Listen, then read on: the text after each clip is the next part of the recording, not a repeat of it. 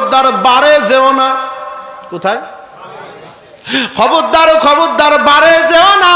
আমার জীবনে আমি প্রায় 380টা উপজেলা ঘুরেছি। ও মা জেনে নাও, আমি যত উপজেলায় গেলাম বেশিরভাগ উপজেলার মধ্যে শুধু মহিলাদের ঘাড়েই জিন আসে, আর জিনেরা শুধু তদবির করে, আর কোনো কাম নাই। বুঝতাম আমাকে 2 সাইডে ভাঙা রাস্তা কমপ্লিট করে দিত, ঠিক কিনা? হ্যাঁ, জিনের 2 সাইডে ভাঙা রাস্তা কমপ্লিট করে দিত। এই কতক্ষণ না, এটা তো করে না। করছে নাকি মসজিদে একটু টাইলস ফেলস বাইরে হইলে ভালো হয় না, কি কর জেনা আমাকে করে দিত একটু।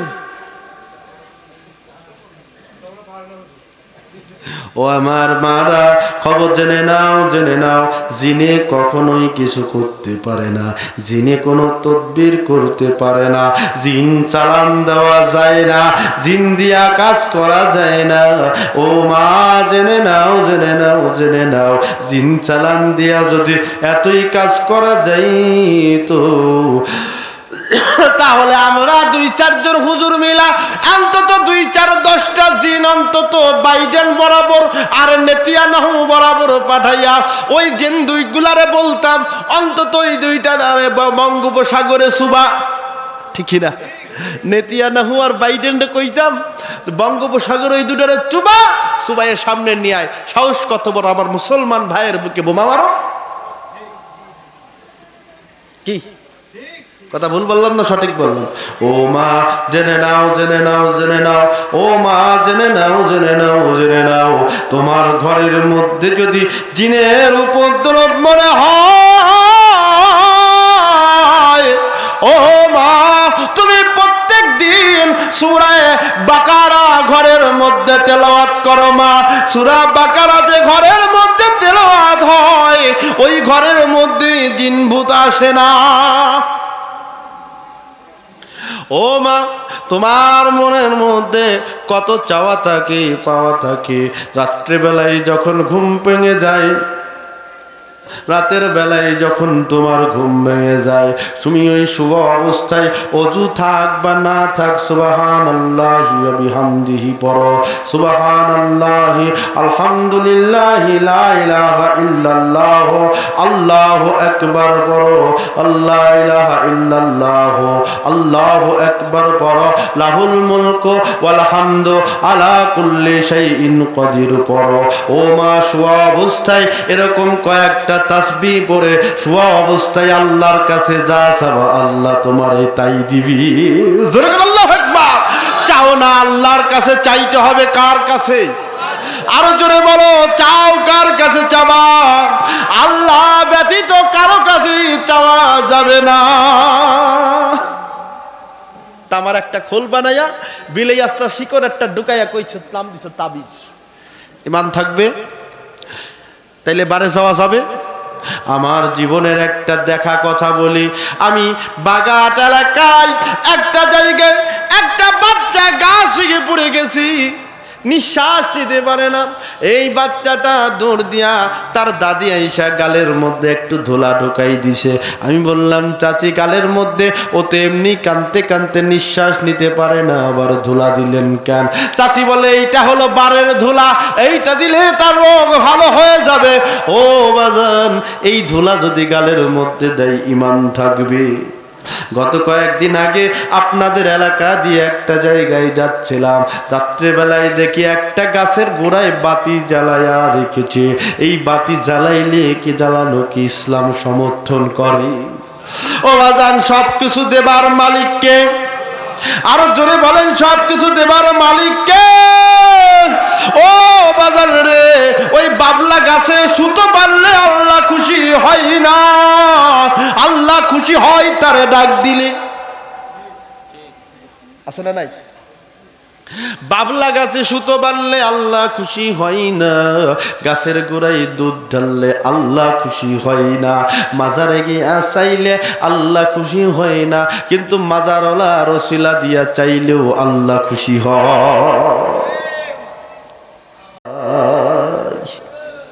কথা বুঝছেন না? এই জন্য বাজার আমি বলছি, আপনারা যদি পারেন দেখে নিয়ে যশোর জেলার ইতিহাসের মধ্যে আমার বংশের পরিচয় পাবে। আমি বলছি না, আমার পূর্বপুরুষ নাসিরউদ্দিন সিপাহ সালার সিলেটে গেলে পাবে।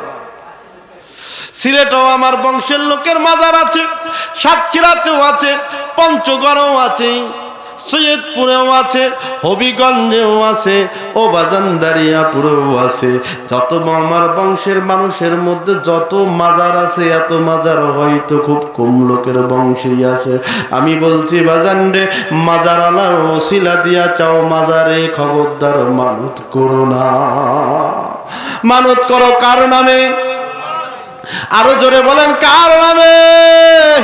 আল্লাহর নামে মানত করো।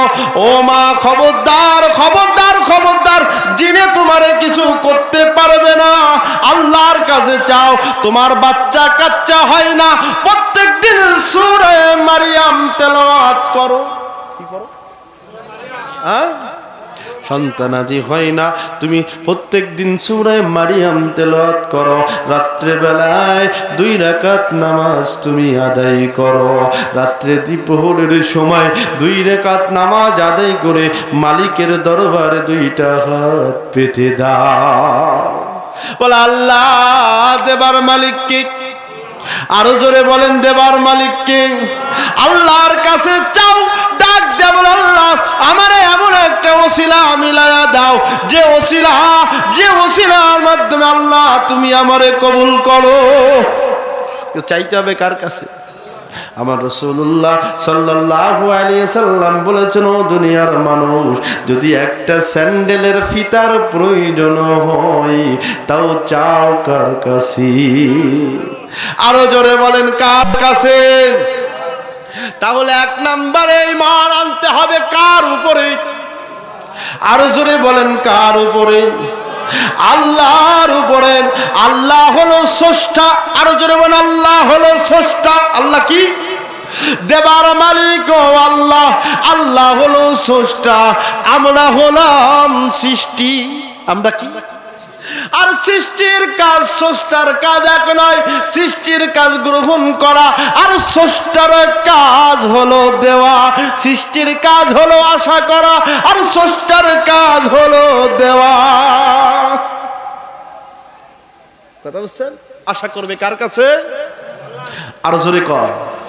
ও আমার বাজান রে, ইংল্যান্ডের ক্যালিফোর্নিয়া বিশ্ববিদ্যালয়ের একজন শিক্ষক গবেষণা করতে গিয়া 3টা ইঁদুর নিছে। কয়টা ইঁদুর? হ্যাঁ, 3টা ইঁদুর নিছে। এই 3টা ইঁদুরে 3টা গ্লাসের মধ্যে রাখছে। 3টা গ্লাসের মধ্যে রাখার পর এই 3টা গ্লাসের মধ্যে 3টা ইঁদুর 1.5 মিনিটের মধ্যেই, 15 মিনিটের মধ্যেই তাদের মৃত্যু অবস্থা যায়। ওই 3টা ইঁদুরে বের করে মুছাইয়া টুসাইয়া গরম করে ওই অধ্যাপক আবার পুনরায় 3টা গ্লাসের মধ্যে 3টা ইঁদুর দিয়ে দিল। এই 3টা ইঁদুর দেওয়ার পরে এই 3টা ইঁদুর ওই 3টা ইঁদুর দেওয়ার পরে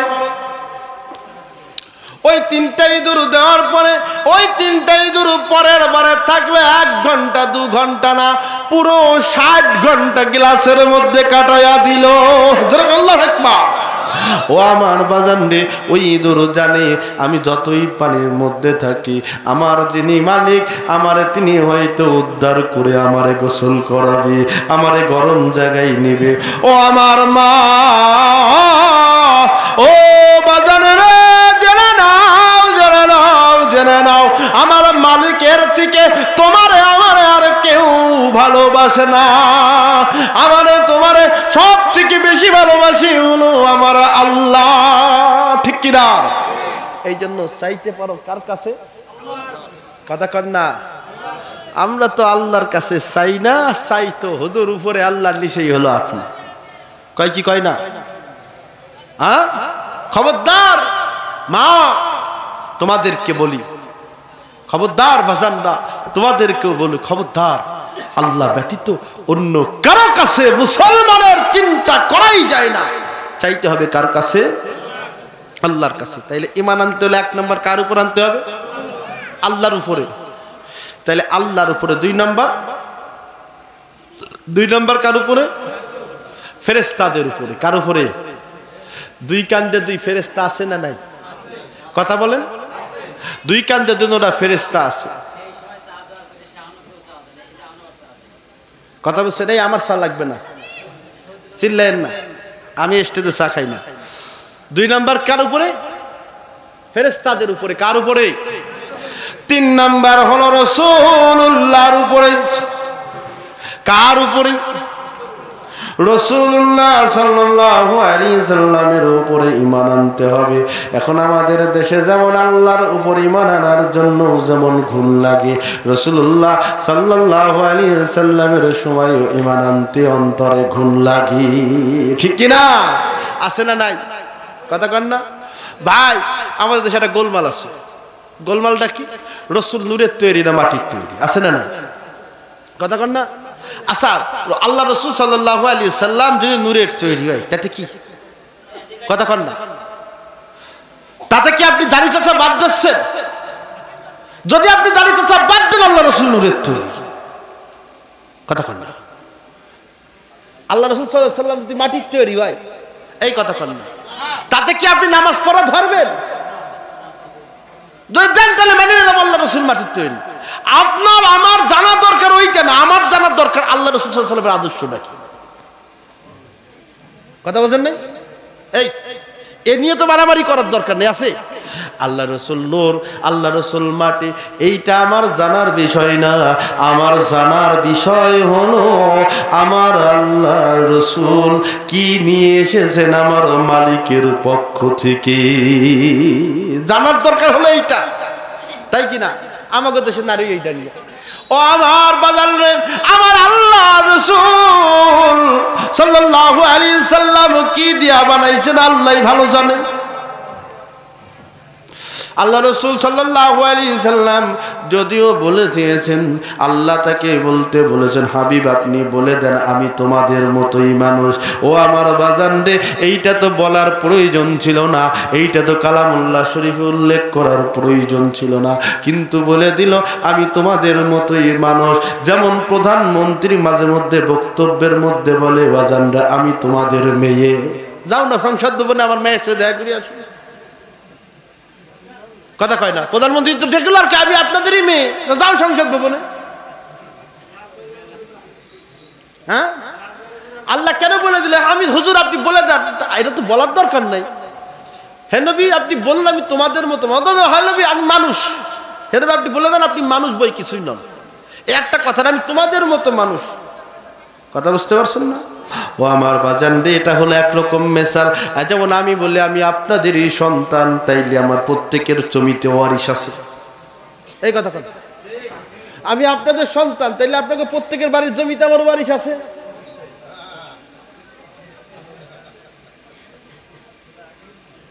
ও আমার বাজান রে, জেনে নেন, জেনে নেন, জেনে নেন, আল্লাহ রাসূল সাল্লাল্লাহু আলাইহি সাল্লাম মানুষ।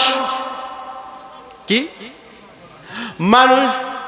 ও আমার বাজান রে, অনেকে আবার বলে রাসূল আমাদের মতোই মানুষ। আমি কই বেশ ভালো আছি, আমরা তো নবী পাইনি, এইবার একটা নবী পেলাম। কথা কন না। যদি কেউ বলে রাসূল আমাদের মতোই মানুষ, আমি বললাম ভাই আল্লাহ রাসূলের উপর কুরআন আইছে, আর বাকি যে 60 পারা তোমার কাছে আইছে না, অনেকে বিশ্বাস করে 90 পারা। কথা কন না। তাহলে তোমরা আমাকে দুই একটা সূরা টুরা দাও, নতুন করে কিছু বাণী টানি দাও, হাদিসের মধ্যে কি গলত টলত আছে দাও। তার মানে আবার যদি বলে রাসূল আমরা রাসূলের মতো মানুষ, তাও বলা যাবে না। আমার রাসূল আমাদের মতো মানুষ, তাও বলা যাবে না। আমার রাসূল হলো মহা মানুষ, আমরাও রাসূলের মতো না, রাসূলও আমাদের মতো না। রাসূল রাসূলের মতো মানুষ, তার আদর্শ আমাদের বুকে লালন করতে হবে। ঠিক কি না? ও আমার বাজান, এইগুলা মারামারির বিষয় না, এইগুলা নিয়ে মারামারির বিষয় না। রাসূলকে ভালোবাসতে হবে জীবনের থেকে বেশি। কার থেকে বেশি? জীবনের থেকে বেশি। বহুল পঠিত একটা হাদিস, লা ইউমিনু আহাদুকুম হাত্তা কুনা হাব্বা ইলাইহি বিওয়ালিদিহি ওয়া আলাদিহি ওয়ান নাসি আজমাইন। বহুল পঠিত হাদিস। ও আমার বাজান রে, এই হাদিসটা যখন রচনা হচ্ছিল, যখন এই হাদিসটা যখন বলেছিল, হযরত ওমর ইবনুল খাত্তাব রাদিয়াল্লাহু তাআলা আনহু হাদিসটা শুনলেন। হাদিসটা শোনার পরে চোখটা বন্ধ করে বলল, ইয়া রাসূলুল্লাহ, ইয়া হাবিবাল্লাহ, হুজুর গো, আমি সমস্ত কিছুর থেকে আপনি নবীকে বেশি ভালোবাসতে পারি, কিন্তু জীবন থেকে না। কে বলতেছে? ওমর বলতেছে, আমি সব কিছুর থেকে আপনাকে বেশি ভালোবাসতে পারি, কিন্তু জীবন থেকে না। নবী আমার বললেন, ও ওমর, ও ওমর, তোমার জীবনের থেকে বেশি ভালোবাসতে হবে যদি মুমিন হতে চাও। ওমর রাদিয়াল্লাহু তাআলা আনহু কিছু সময় চোখটা বন্ধ করে বসে রইলেন। কিছু সময় পরে ওমরের চোখের মধ্য দিয়ে পানি ঝরঝর করে ঝরা শুরু করে দিল। ডাক দিয়া বলল, ইয়া রাসূলুল্লাহ, ইয়া হাবিবাল্লাহ, হুজুর গো, আমি এইবার ডিসিশন নিলাম, আমি ওমর আপনি নবীকে আমার জীবনের থেকে বেশি ভালোবাসি। আল্লাহু আকবার। ও আমার বাজান রে, রাসূলুল্লাহ রে ভালোবেসে শুধু দরুদ পড়লে হয় না, রাসূলুল্লাহ রে ভালোবেসে মুখে দাড়ি রাখতে হয়, রাসূলুল্লাহ রে ভালোবেসে মাথার মধ্যে টুপি রাখতে হয়, রাসূলুল্লাহ রে ভালোবেসে মাথার মধ্যে পাগড়ি বাঁধতে হয়, রাসূলুল্লাহ রে ভালোবেসে 5 ওয়াক্ত মিসাক করতে হয়, রাসূলুল্লাহ রে ভালোবেসে আতর ব্যবহার করতে হয়, রাসূলকে ভালোবেসে বাড়ির মধ্যে পর্দা আনতে হয়, রাসূলুল্লাহকে ভালোবেসে বাড়ি ঘরের মধ্যে পর্দা আনতে হয়, রাসূলুল্লাহকে ভালোবেসে আযানের সাথে সাথে মসজিদে যেতে হয়, তাই কিনা? আর আমরা খালি রাসূলুল্লাহরে ভালোবাসি কিনা দাঁড়াইলো, আর কিনা বসলো, আর কিনা শুইল। কথা বলছেন না? কিনা দাঁড়াইলো, কিনা বসলো, কিনা শুইলো, এইটা নিয়ে আমাকে গোলমাল। মিসাক করা সুন্নত, শুধু সুন্নত না, সুন্নতে মুআক্কাদা। আমার রাসূল বলেছেন, যদি কোনো ব্যক্তি আমার উম্মতের উপরে যদি বোঝা না হতো, আমি মিসাকটাকে ফরজ করতাম। কথা বুঝছেন না? দাঁড়াইলেই অনেকের গায়ে গরম হয়ে যায়, অনেকের বসে থাকলেই গাও গরম হয়ে যায়। বাজান রে, গরম করার সময় নাই, রাসূলের সুন্নাতকে কতটা আগে নিতে পারছো সেইটা দেখার বিষয়। কথা বুঝছেন না? ও আমার বাজান রে, আজকে মুসলমান উম্মার মধ্যে দ্বন্দ্বের কারণে আজকে এক আলেম এক জায়গায়, এক আলেম এক জায়গায় বসতে পারে না, এক হুজুর এক জায়গায় বসতে আর এক হুজুরের কাছে বসতে পারে না, এক পীর আর এক পীরকে দেখতে পারে না, এক দল আর এক দলকে দেখতে পারে না। এই সুযোগে মুসাদ আমারে মারে, সিআইএ আমারে মারে, ইহুদি আমারে মারে, খ্রিস্টান আমারে মারে, আমার মুসলমান ভাইয়ের বুকের মধ্যে আজকে বোমা মেরে মেরে ফিলিস্তিনিরে খালি করলো, সিরিয়ারে খালি করলো, ইরাক রে পঙ্গু করলো, আফগান রে পঙ্গু করলো, লেবানন রে পঙ্গু করলো। আর আমরা মুসলমানরা অন্ধ চেতনা নিয়ে ইমানদার দাবি করে ঘরের মধ্যে নাক ডেকে ঘুম যায়, ঠিক কিনা? ভাইরা কি বলবো, আল্লাহর কাছে কি জবাব দিবে? আপনার জামানায় আপনার জীবনে ফিলিস্তিনি মার খাইছে, আপনি বেঁচে থাকতে ইরাক মার খাইছে, আপনি বেঁচে থাকতে আফগান মার খেয়েছে, আপনি বেঁচে থাকতে সিরিয়ার মানুষ না খেয়ে মরে। আল্লাহর কাছে কি জবাব দিবেন? আমার আজকে মনে হচ্ছিল যে আমি কি বলবো আর কি বলবো, আমার কাছে মনে হচ্ছিল যে আসলে বোধহয় আল্লাহর কাছে আমরা কি জবাব দিতে পারবো। ভাইরা আমার, এখন আপনি বলতে পারেন, হুজুর তাইলে কি আমাদের যুদ্ধ করতে বলেন? না বাজানলে, যদি শক্তি থাকে মৌখিক বাধা দাও, তা না থাকে তার লিখিত বাধা দাও, তা যদি না থাকে মনে মনে ঘৃণা করো। এখন মনে মনে ঘৃণা করে আজকে যদি বাংলার জমিন থেকে ইসরায়েলি পণ্য যদি আজকে আমাদের ইমানের সাথে যুক্ত করে ঘৃণা করে যদি আজকে আমরা বয়কট করি, এইটা আমাদের সময়ের দাবি থাকবে, ঠিক কিনা? আপনি তো পাইতেছেন না, ঠিক কিনা? যখন ম্যাক্রো যখন আমার রাসূলুল্লাহর বিরুদ্ধে কটূক্তি করেছিল, আমরা গোত্রে গোত্রে স্লোগান দিয়েছিলাম, দিছিলাম না? সারা বাংলাদেশের প্রত্যেকটা মসজিদ রাসূলুল্লাহর বিরুদ্ধে কটূক্তি করার কারণে, কোরআন শরীফকে পুড়ে ফেলার কারণে আমরা স্লোগান দিয়েছিলাম। কিন্তু ওই স্লোগানের সাথে যদি আমরা যতগুলা মানুষ আজকে কোরআন পড়তে জানি না, আজকে আমরা কোরআন বুঝি না, প্রত্যেকটা মানুষ যদি প্রত্যেক মসজিদে মসজিদে বয়স্ক লোকেরা এই কোরআনটাকে ভালোবেসে সিনার মধ্যে ঢুকায় নিতাম, ওই মিছিলের থেকে লক্ষ কোটি গুণ বড় প্রতিবাদ হয়ে যেত, তাই কিনা বাজান রে? ওই জায়গায় তো ঠিক নাই। আমরা আপনাদের কি কত ভয়ঙ্কর তথ্য দিব। যুবকদেরকে বলি, দেখো না তোমারে কি খাওয়ায়, তোমারে কি খাওয়ায়, তুমি কি পড়ো। একটা নিউজ আসছে ইনকিলাবে, দেখবেন যে ইন্ডিয়ার প্রায় মশলার মধ্যে 20% গোবর আর সোনা পাওয়া গেছে। দেখো না যুবকেরা, খালি তো সেলফি তুলে কতি পারো জুম্মা মুবারক, আর খালি পারো ঈদ মুবারক, এছাড়া তো আর কিছু পারো না। যুবক তোমাদের তো কিছু বলা হয় না। আর একটা টিপস দিয়ে যাই, এই জানে নাও যুবকেরা, এই যে হুজুরের কাছে খালি তদবিরের জন্য ঘোরো, কবিরাজের কাছে ঘোরো, ঠিক কিনা? এই ঘোরে না যুবকেরা? হ্যাঁ ও যুবক, কবিরাজি করে যদি মায়ে মানুষ আনা যাইতে প্রত্যেক হুজুরি সাইডে করে থাকতো, কথা বলছেন না? তা ওই কালা কুইলা না, এলাকার সেরা সুন্দরী সাইডে সাইডে করে। আচ্ছা কন্ত দিয়ে আপনাকে এই কয় মসজিদ দিয়ে এই করসারে ইংরামে যদি 5 জন হুজুর যদি 4-5 কুড়িটে বিয়ে করতো, কারণ তদবির করছে আমি, বউরে যা করবো আমিও তাই, ঠিক না? এরকম এক এক গ্রামে তো যদি 20 জন সুন্দরী সুন্দরী নিয়ে আসতো, কুড়িটা করে, আপনাকে কপালে কি ছিল আপনাই ভালো জানে, কথা বলছেন না? হুজুররা চয়েস করে নেওয়ার পরে যদি বাকি কিছু বাইশ আল্লাহর নামে আপনাকে কপালে জুটত, তাছাড়া জুটত না। অতএব জেনে নাও যুবক, তোমরা এই তদবিরের পিছনে ছোট না। মারা বাচ্চাদের কোমরে করি দেওয়া বন্ধ করতে হবে। করি দেওয়া কি শিরক? করি দেওয়া কি? কারো জোরে কর। গাছের কোনায় ঢাকুন আর ঝাঁটা ঝোলানো কি? কথা কর না। গাছের কোনায় ঢাকুন আর ঝাঁটা ঝোলানো কি? গাছের কোনায় ঢাকুন আর ঝাঁটা ঝোলানো শিরক। বট গাছের গোড়ায় দুধ ঢালা কি? মা গঙ্গার লবণ দেওয়া কি? আরো জোরে চিল্লা, এখন জোর হলো না, আরো জোরে। শিরক। বারে যাওয়া ইমান ধ্বংসের কারণ, কথা বুঝছেন না?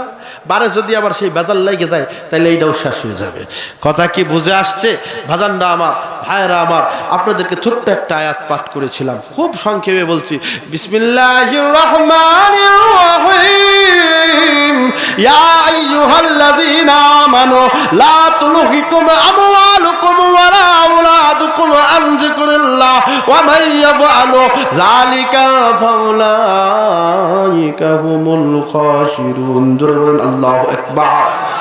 আয়াতের ব্যাখ্যা দেওয়ার আগে জালের কাঠি কার কার মাজাই আছে? কথা কন না। জালের কাঠি ব্যবহার করা কি? হ্যাঁ শিরক। কথা কি? জালের কাঠি ব্যবহার করা কি?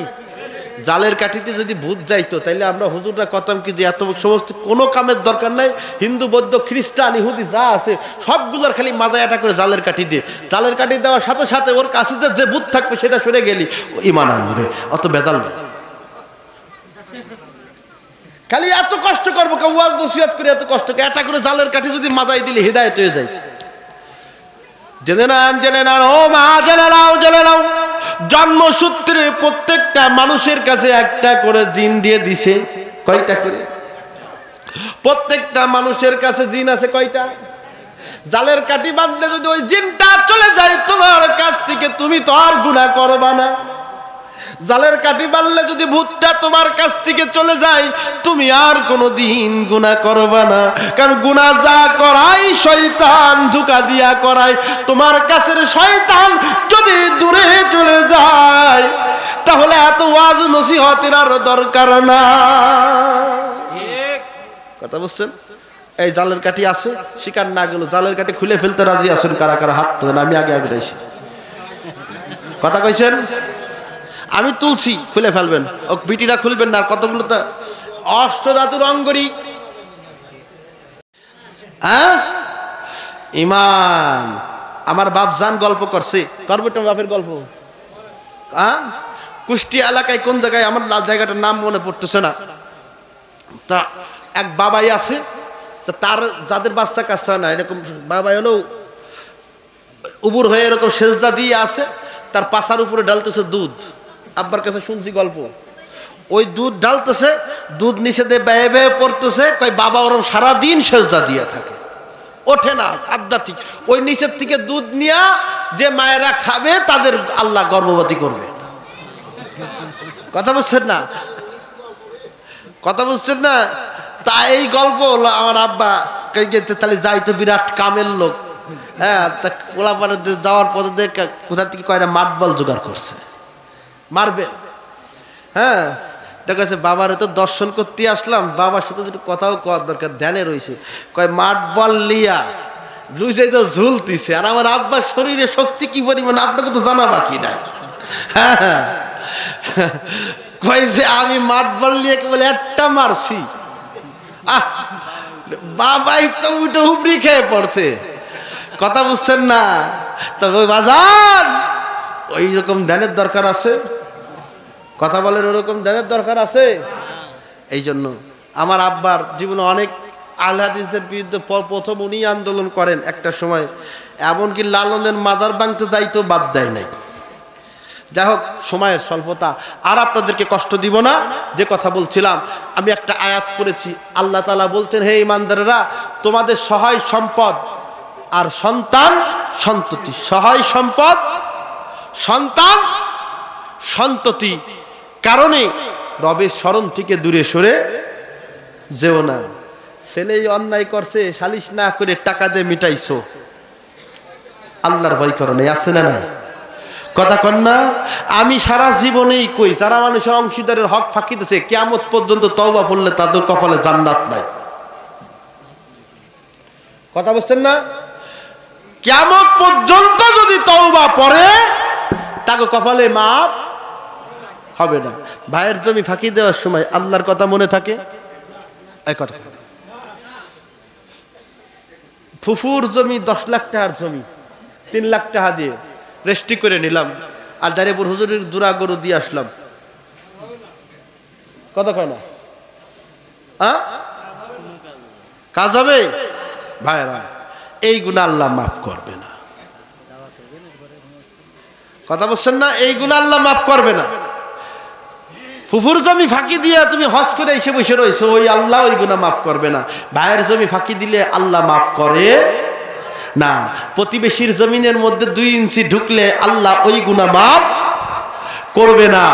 যত যাই করো, কাবা ঘরের ইমামও যদি হও, আল্লাহ দেখে কি দেখে না?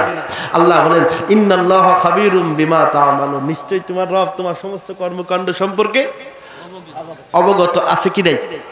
তারপরে দুনো কাণ্ডে আছে না নাই? আল্লাহ বান্দা সারগরু নিকটে, আল্লাহ আরশে আজিমে, আল্লাহ তোমার কাছেও আছে, দূরেও আছে। কথা কি বুঝে আসে? ভাই, সম্পত্তি ফাঁকি না দিয়ে আল্লাহর কাছে যাও, আল্লাহ দিবে তোমার। আল্লাহর কাছে চাও, আল্লাহ তোমাকে দেবে। এই জন্য আমার বাজানরা যারা সুদ খায়, সুদখোররা কি আল্লাহর কথা মনে থাকে? তবে সুদখোরকে যেমন যারা ফাঁকি দিছে, ফাঁকি দেওয়া সম্পদ যদি ফিরাইয়া দেয়, ফাঁকি দেওয়া সম্পদ যদি ফিরাইয়া দিয়া তওবা তাসিল্য পরে, আল্লাহ তারে মাফ করে দিবে। সুদখোর সারা জীবনে সুদের যত টাকা কামাই করছে, খালা তোমাকে কথা কইতেছি, দাঁড়াও একটু ওয়েট করো। সুদখোর সারা জীবনে যত টাকা সুদ খাইছে যদি ফেরত দিয়া তওবা তাসিল্য পরে আল্লাহর কাছে মাফ চাই, মাফ পাবে। ঘুষখোর ঘুষের টাকা ফেরত দিয়া আল্লাহর কাছে তওবা তাসিল্য পরে যদি মাফ চাই, তাইলে মাফ পাবে। কিন্তু আসলে ঘুষখোর সুদখোররা যারা দান খয়রাত করে, এগুলো শেষ জীবনে সুদখোর করবে না।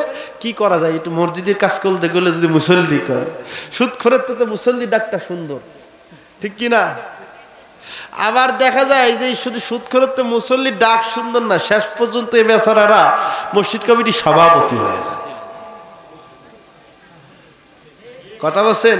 যেমন যে গোত্রের মসজিদের সভাপতি সুদখোর, ওই দেশ গোত্রের সাধারণ মানুষের ইমানের অবস্থা কি আছে আল্লাহ ভালো। যে এলাকার গোত্রের মসজিদের সভাপতি মোড়ের দোকানে বসে বিড়ি টানে, বিড়ি খায়, ওই গোত্রের মানুষের অবস্থা কি আল্লাহ ভালো জানে। কথা বলছেন না? আজকাল তো মসজিদের টাকা দিয়ে বর্তমানে আবার গিরফি জমিও রাখে। আপনাকে দিক রাহুক আর না রাহুক, মসজিদের টাকা দিয়ে সুদেও লাগায়। আমার দেখা কথা, জানা কথা, না জেনে কথা বলছি না, এমন লোক আছে না নাই? খুব সাবধান ভাইরা। এই জন্য ভাইরা আমার, কারো অংশ ফাঁকি দিলে, কারো হক ফাঁকি দিলে এটা আল্লাহ মাফ করে না। তাইলে এখন প্রশ্ন হলো যে সুদখোর তো মসজিদে টাকা দিল, ঠিক কিনা? হ্যাঁ, তাহলে সেটা সব পাইছে না? এই কথা কল, সব পাইছে না? সুদখোর তো নামাজ পড়লো, সেটা সব পাইছে না? সুদখোর তো রোজা করলো, সেটা সব পাইছে না? সংস ফাঁকি দেওয়া লোক তো হজ করছে, সে একটা সব পাইছে না? কথা কল না, পাইছে? তাহলে এই যে সব যে তারা পাইলো, তাহলে সবটার কি হবে? আমার আল্লাহ তাআলা ডাক দেয়া বলেন, বিসমিল্লাহির রহমানির রহিম, মান কানা ইউরিদু হায়াতিদ দুনিয়া ওয়া জিনাতুহা নুওয়াফি ইলাইহিম আমওয়ালাহুম ফিহা ওয়া লাহুম ফিহা লা ইউবখাসুন। যারা দুনিয়ার জন্য পরকালকে ভুলে যায়, আল্লাহ তাদের দুনিয়া দেয়। ও মুসলমান, জেনে নাও, জেনে নাও, জেনে নাও, যারা দুনিয়ার জন্য পরকালকে ভুলে যায়, আল্লাহ তাআলা তাদের শুধু দুনিয়ায় দেয়। ঘুষ করে যদি নামাজ পড়ে, নামাজের বিনিময়ে আল্লাহ দুনিয়া দিবে। সম্পদ ফাঁকি দেওয়া লোক যদি হজ করে, আল্লাহ তাআলা তার দুনিয়ায় সম্পদ বাড়াবে। ঘুষখোর যদি ইবাদত করে, আল্লাহ তার দুনিয়ায় সম্পদ বাড়াবে। সুদখোর যদি ফাঁকিবাজ যদি দান খয়রাত করে, আল্লাহ তাআলা তার দুনিয়ায় সম্পদ বাড়াবে। উলাইকাল্লাযীনা লাইসা লাহুম ফিল আখিরাতি ইল্লান নার। আর পরকালে ওই ব্যক্তির জন্য জাহান্নাম ছাড়া আর কিছুই বরাদ্দ হবে না। আমার জন্য দোয়া করবেন। আসসালামু আলাইকুম ওয়া রাহমাতুল্লাহি ওয়া বারাকাতুহু। রহিম তোমার SRE মিডিয়া, ইসলামের পথে।